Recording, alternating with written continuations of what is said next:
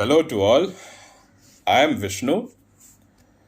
So many people are in contact with me right now, and many people send me their CVs. And whether it is for job application or maybe they are just interns or students or something like that, and they want to know if any corrections are to be made so that they can get access to better job opportunities in future days to come. So in fact, I'll never say that there is anything called an ideal CV and there is no template for an ideal CV. Let me tell you that very frankly. Because, it's like, if I say that my CV is good, there may be somebody else whose CV is far better than me. So there is nothing called ideal. But yes, you can upgrade yourself in the days to follow. So today I'll be telling you about what are the important things you need to keep in mind when making a good CV. I'm not going to talk about the technical differences between CV and resume and all this thing that you can search on Google, you will get it. I'll be telling you those things which Google or many other people won't tell you. That is the relevance of this video. So first, there is actually a myth that I think that I need to make it very, I need to bust it.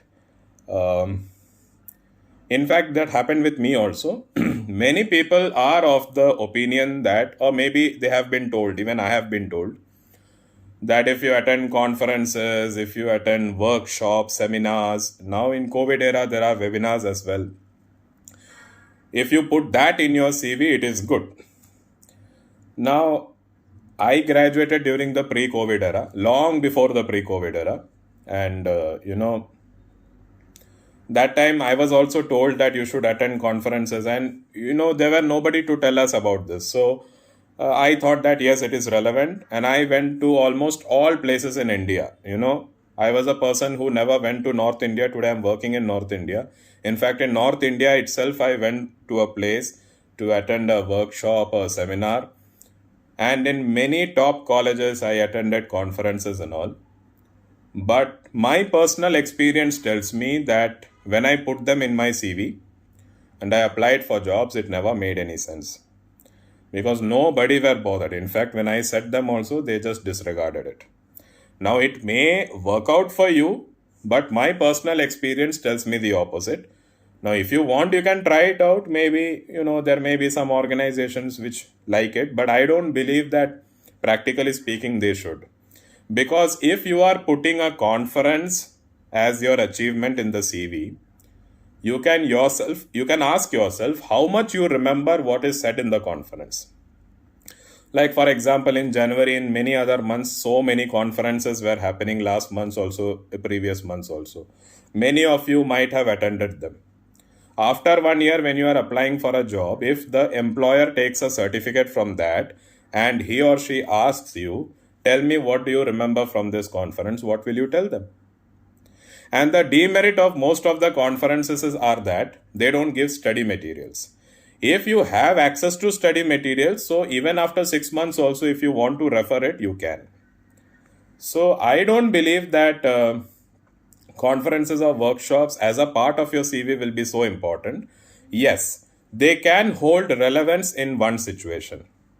For example, there are certain conferences and workshops in which there is something called pre-test and post-test. So pre-test means before the conference or workshop begins, there is an exam kind of thing.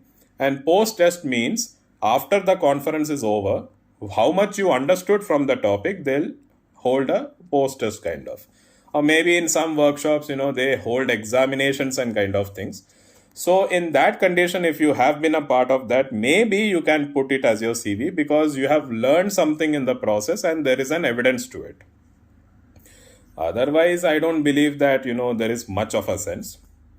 So let me tell you what are the things that you can put in your CV. See, everybody put their phone number, email ID, LinkedIn ID, beautiful pictures, their father's name, date of birth, and, personal address, declaration. All these things are there in everybody's CV. So there's nothing new about it. What differentiates you from others is that what are the things that you achieved when you were a student in that particular course And if you are a professional, what are the things that you achieved as a professional? So, like if I say that I had been an assistant professor, now I'm working as a CP, and in my learning period, what are the things that I did? So, these are the things that are actually going to catch the eye of the employer rather than other things. Some people put their marks, in class 10 I got 98%, in class 12 I got 93%. I don't understand how does it make sense. Because they are not going to judge you based on your class 10 or class 12 performance. If you are just mentioning that I did class 10 from this school and class 12 from this school, that's more than enough. Some people, what they do is they put, I got this much percentage in PharmD. I don't understand how much it makes sense, because I'll tell you my percentage was very low. I'll tell you my average percentage was like maybe 70 or 71 percentage, not even distinction. But it never mattered. Today I am in better positions in my life and it never mattered. What mattered is what are the things I learned in the process. Nobody is going to ask you why your first year HAP score was 78 and why it was not 80%. Nobody is going to ask you why in medicinal chemistry you got only 85 and why it is not 90. Nobody is going to ask you. You need to clear all the exams, right? You need to have the documentations for that. That is important because they are technical proofs that you completed the course. So, if you have got some gold medal or maybe distinction, you can put it as your achievement. But you should also ask yourself in that particular year where you got the distinction, how much you are remembering now. Because if you got distinction in an exam and after that you forgot everything about that subject, then I don't think that distinction makes any sense. So coming to the point, let's talk about what are the things that you can put in a CV. First thing, your poster presentations, oral presentations, or maybe case reports that you are publishing as posters in any conference. So, many people, they attend conference, but they don't contribute. So this poster presentations, oral presentations, these are your contributions. So you can put that because you will get a separate certificate for it. Second thing is your review articles, research articles, and case reports. Case reports related to medicines, okay? Not related to some surgical, for example, due to surgery, something happened to the patient which is very rare and you are being a part of it. I don't think it makes any sense because it's not related to pharmacotherapy. So if you have published a review article, research article, systematic review, meta-analysis, or maybe case reports or something, very good. You can put it as a part of your CV.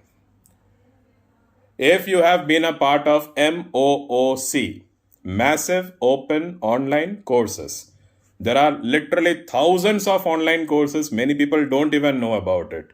Stanford Medicine, University of Cincinnati, Prime Incorporation, Physicians Education Resource, lot of code, literally lots. You can just contact me, I'll let you know. They are your personal achievements because it's not a part of your syllabus. You can put it. If you have done interventions in your hospital, like you found a problem, you suggested to the physician made the change, whether you are a professional or a student, you can put it as a part of your achievement. So if you have been a part of medical camps because you check the vitals of the patient, you counsel the patient on medicines, medicine, they come to you for medicines which are given free to them, so you counsel to them, that is good. So these are the different things that you can put in your CV. Let's make the CV much more technically sound or practically sound rather than writing a lot of stories in it which makes no sense.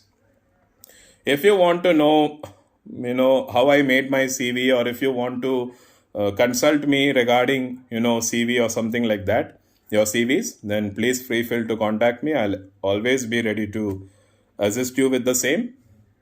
I hope this video is around 10 minutes long, but I hope that it is informative for you, and I'll be back with more videos in future. So happy listening and have a great time ahead.